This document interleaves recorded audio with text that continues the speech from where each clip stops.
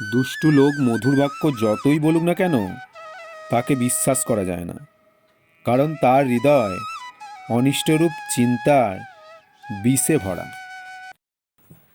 অবিশ্বাসী মানুষকে কখনো বিশ্বাস করা ঠিক নয়। মিথ্যকেও বেশি বিশ্বাস করা উচিত নয়, কারণ কোনো কারণে সে রুষ্ট হলে তোমার গোপন দোষ প্রকাশ করে দিতে পারে।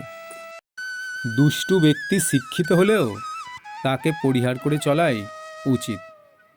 যেমন সাপের মাথা মূল্যবান মণিতে ভূষিত হলেও সেই সাপ খুবই ভয়ঙ্কর, দুষ্টু লোকের প্রকৃতিও সেই রকম। কারো সঙ্গে একবার শত্রুতা হলে পুনরায় তার সঙ্গে মিত্রতা করা উচিত নয়। সেটা কেউ করলে সে নিজের মৃত্যু নিজেই ডেকে আনে। যেমন নিজের বিনাশের জন্য নিজেই নিজ হস্তে সর্প ধারণ করে। বিষহীন সাপকেও নিজের অস্তিত্ব রক্ষার জন্য ফনা তোলা উচিত। ফনা না তুললে তাকে কেউ ভয় করবে না। যে কুটিল ও দুরাচারী তার প্রতি মিত্রস্নেহ পরিত্যাগ করা উচিত, কারণ কেউ কখনো তাকে বিশ্বাস করলে তিনি শীঘ্রই বিনষ্ট হবেন।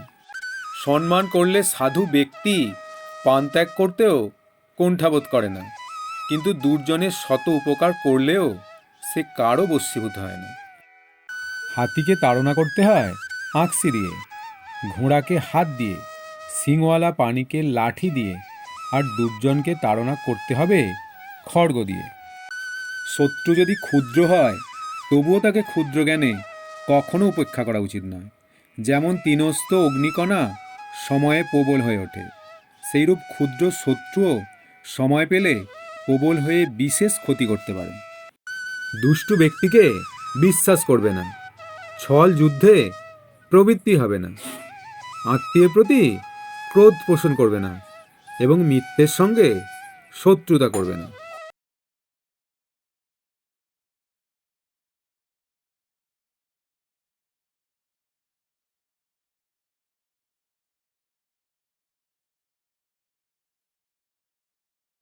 তোমার কাছে উপকৃত হয়েছে এমন শত্রুকে দিয়ে অন্য শত্রুকে উচ্ছেদ করবে, যেমনভাবে হাতের কাঁটা দিয়ে পায়ের কাঁটা তুলে ফেলা হয়।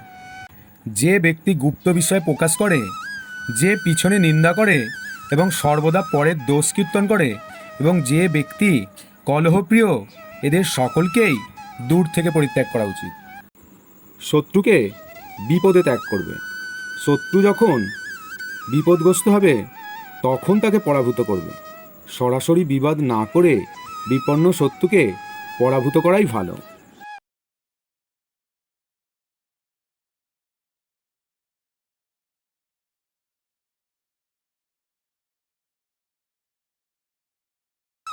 দুষ্টু প্রকৃতির মানুষ এবং সাপের মধ্যে সাপই ভালো, কিন্তু দুষ্টু ভালো নয়। সাপ একবার মাত্রই দংশন করে, কিন্তু দুষ্টু ব্যক্তি পদে পদে দংশন করে। মিষ্টি কথা বললেও দুর্জন ব্যক্তিকে কখনোই বিশ্বাস করা উচিত নয়, কারণ তার জিভের ডগাতেই শুধু মধু থাকে, হৃদয়ে থাকে বিষ। অনেক প্রকার শিক্ষা দিলেও দুষ্টু প্রকৃতির লোককে সৎ করা যায় না। সেই রকম শত সহস্র মন দুধ ঘি ঢাললেও নিম বৃক্ষ কখনো মিষ্টি হয় না, সে স্বভাবগুণে তিক্তই থাকে।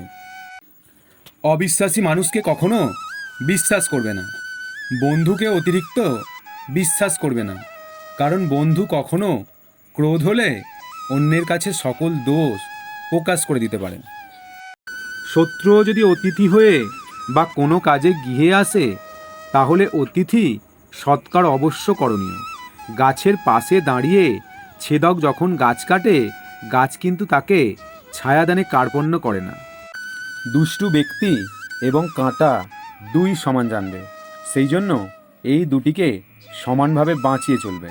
কাঁটার উপর দিয়ে যেমন জুতো পায়ে চলতে হয়, দুষ্টুকেও সেরূপ পদতলে দলিত করতে হয়, অথবা দুষ্টের স্থান থেকে দূরে চলে যেতে হয়। শত্রু হলেও তার জীবিকা নষ্ট করা উচিত নয়। বৃত্তির মাধ্যমে মানুষ জীবন ধারণ করে, তাই কি শত্রু কি মিত্র কারোরই বৃত্তি নষ্ট করা উচিত নয়। কারণ বৃত্তি নাশের ফলে তার জীবনেরই ক্ষতি করা হয়। শত্রুতার প্রতিশোধের জন্য অন্য উপায় অবলম্বন করাই শ্রেয়। নিজের দোষ গোপন রাখা এবং শত্রুর দোষ অনুসন্ধান করা রাজার অন্যতম প্রধান কর্তব্য। শত্রুকে জয় করতে হলে নিজের শক্তির বৃদ্ধির পাশাপাশি শত্রুর ছিদ্রানুসন্ধান করা রাজার উচিত, নতুবা রাজা যে কোনো মুহূর্তে শত্রু কর্তৃক আক্রান্ত হতে পারে। শত্রুর দুরভিসন্ধির প্রতি লক্ষ্য রেখে আত্মরক্ষার সঙ্গে বাস করা উচিত। শত্রু সর্বদাই ছিদ্রান্বেষী হয়, তাই শত্রুর আচরণ ও গতিবিধি অত্যন্ত সতর্কতার সঙ্গে লক্ষ্য করা উচিত। বিচক্ষণ রাজা সর্বদাই আত্মরক্ষার্থে শত্রুর গতিবিধি লক্ষ্য করবে। ক্রোধ মানুষের চরম শত্রু। নীতি জ্ঞানহীন ব্যক্তির ধৈর্য না থাকায় নিজের ক্রোধে নিজেরই সর্বনাশ ঘটায়। বিপরীতভাবে বুদ্ধিমান ধৈর্যশীল ব্যক্তির ক্রোধ অন্যের বিপদ রেখে আনে, কিন্তু নিজের ক্ষতি সাধন করে না। সাপের কেবলমাত্র দাঁতেই বিষ থাকে, মাছির মুখে থাকে বিষ, বৃশ্চিকের বিষ থাকে তার পুচ্ছে অর্থাৎ ল্যাজে, কিন্তু দুষ্ট লোক সবচেয়ে বিষধর হয়, এদের সারা দেহে বিষয়। অতঃপর সর্বদা দুষ্টের সংসর্গ ত্যাগ করবে। শ্রীকৃষ্ণ কালীয় নাগের মস্তকে পদাঘাত করেছিলেন এবং সেই পদচিহ্ন কালীয় নাগের ভূষণস্বরূপ বিদ্যমান। তাই বলা হয়, মহতের কাছে পরাজয়ও শ্রেষ্ঠ, কিন্তু নিজ ব্যক্তির কাছে সম্মানও কার্যকর নয়। বিপদকালে শত্রুর কাছ থেকে পুত্র ও বন্ধুকে রক্ষা করা উচিত, কারণ তারা রক্ষিত হলে নিজেও প্রয়োজনে তাদের সাহায্যেই রক্ষা পাওয়া যায়।